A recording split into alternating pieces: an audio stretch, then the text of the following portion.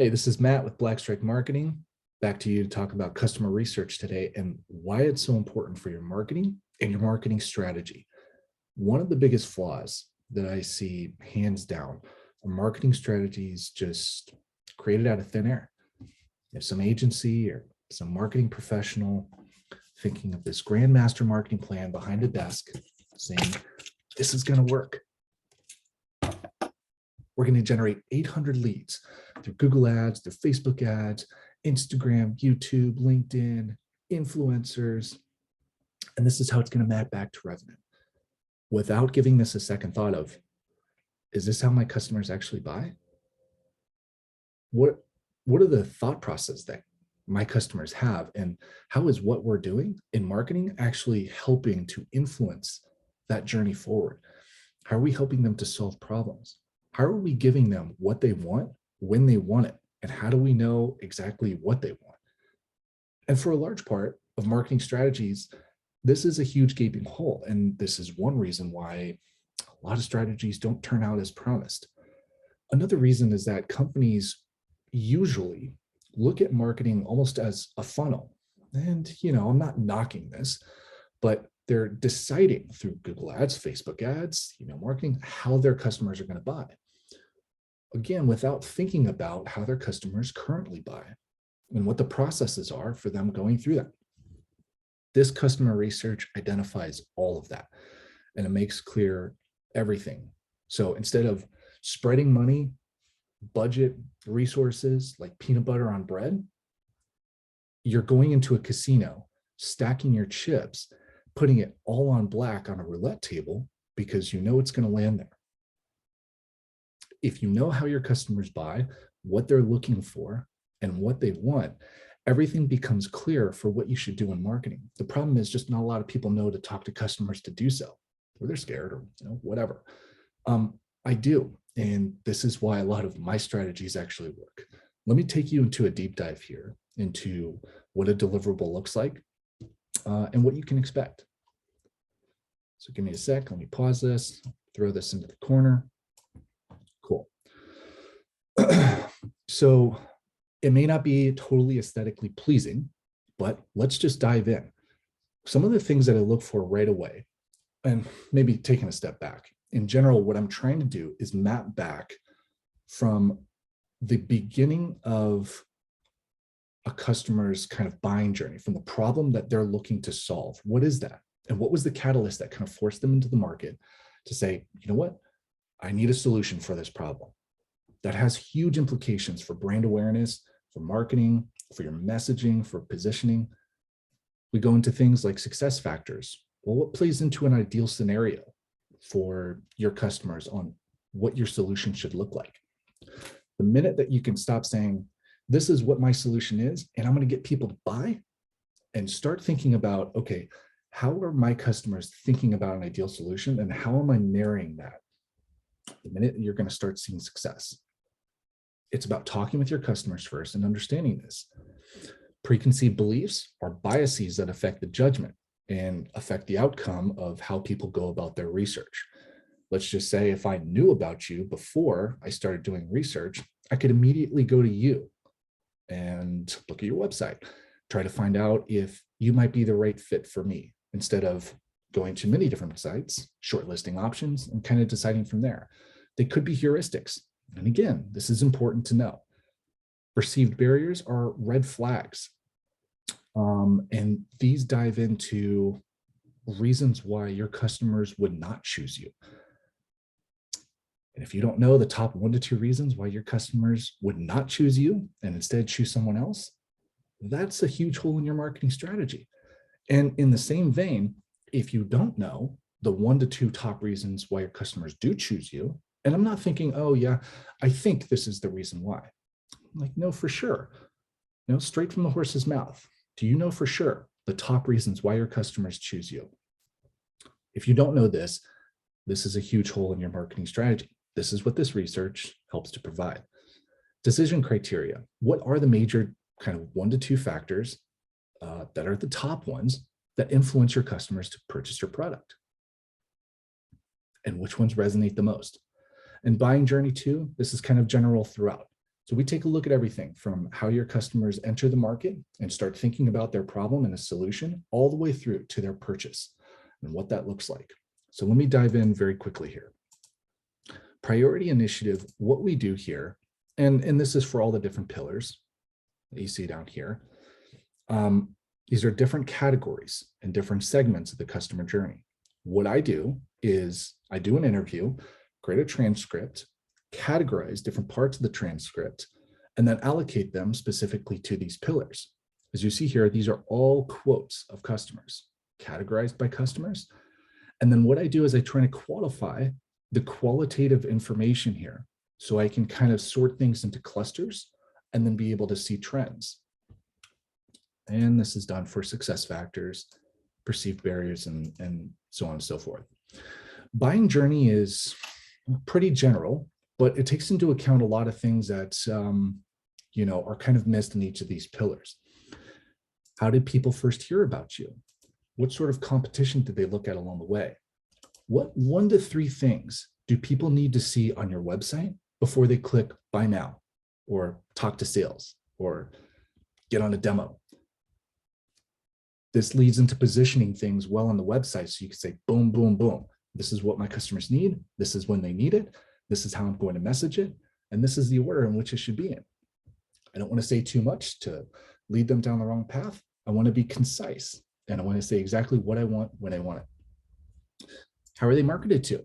And what sort of channels are most effective here? What sort of things do they need in marketing that they're not getting from your company right now? Where are the gaps? How do they hop on a demo? Do they need a demo, or are they just ready to buy and purchase things on the site? When we take a look at perceived barriers, the biggest thing I usually find is that pricing is not on the website, and that stops a lot of people's buying journey right there. Whereas most people, if they were to see pricing on the website, they probably continue to the end. Some might not buy, oh well, but at least you get them kind of moving throughout the process. How the decision was made, the length of time, so on and so forth. I think you can kind of see the picture here. Bird's eye view is kind of as it seems, 30,000 foot view on everything. This is where I can kind of get all the information just in a very tabular, data-driven form and see it. But consolidated insights are really where you're going to focus a lot of your time when in fact you do get this research. Here, we take a look at aggregating all the different parts of each pillar and the different segments within each pillar and, graphically depict them. So for instance, with priority initiative, I know the major problems and the major catalysts that force people into the market to actually go look for a solution. For this client, it's a $6 million ARR B2B SaaS company in the risk and compliance space. So I talked with about 18 different compliance professionals. 17 out of 18 wanted to be more efficient in their operations, and they wanted more visibility into their entire department. They wanted to automate what's called their GRC, governance, risk, and compliance. And instead of having all these bells and whistles everywhere, they just wanted something basic, something that would help them with control mapping, right? This has huge implications, again, for messaging your product and services in the right way and in positioning them in the right way. I know exactly what's kind of to talk about when people come in. I know what an ideal solution looks like, and I know what things are most important when it comes to actually envisioning what success looks like. Instead of going everywhere on social media, on influencers, on email marketing, YouTube, whatever. I know how clients are actually initially made aware of the software, in this case, or specifically your product. See, here, most people hear about this through their network and through their group, or through an external consultant says, you should actually go purchase this, or by having previous experience with the tool. Notice social media isn't even on here. People aren't made aware of this software through that. Now, that's not true in all cases, but it's true in this scenario. And it leads me back to my point that every single company I work with is unique in their marketing, and they deserve a unique marketing strategy. I could see how many people out of 18, 10 of them are actually in market. 8 of them were kind of somewhat in a discovery mode. The problem was big enough to go look for a solution. Do I need it right now? It would be nice to have, right? 13 out of 18 had a manual process before they start. And 2/3 of people didn't actually have any sort of competition in regards to my client.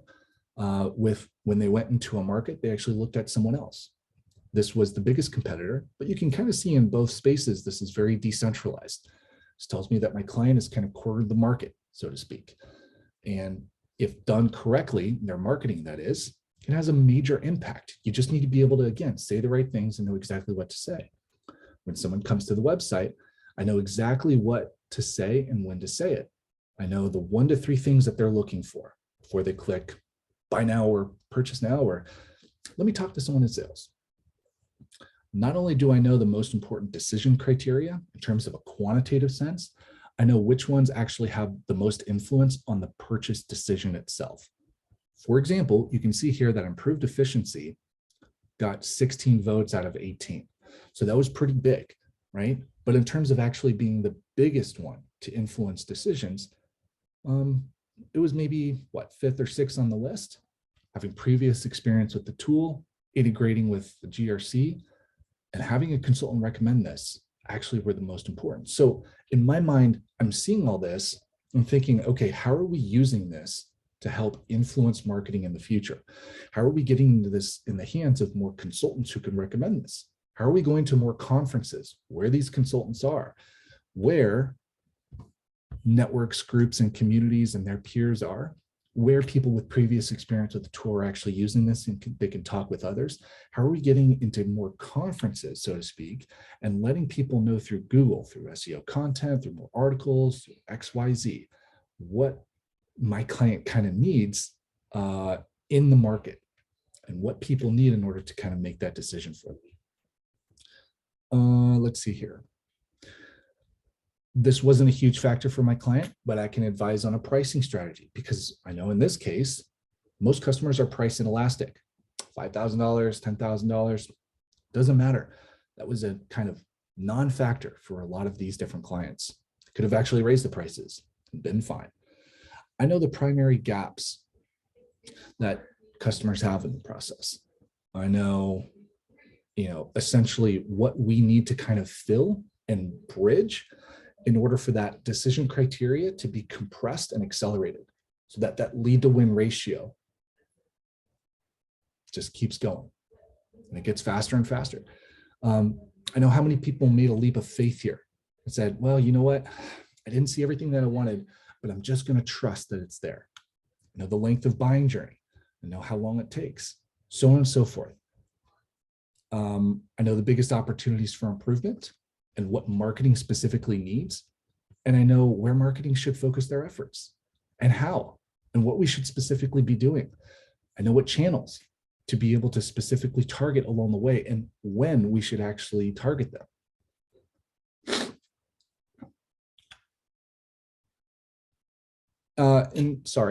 Last thing, I can kind of segment even further and go from, let's just say in this case, enterprise to small businesses.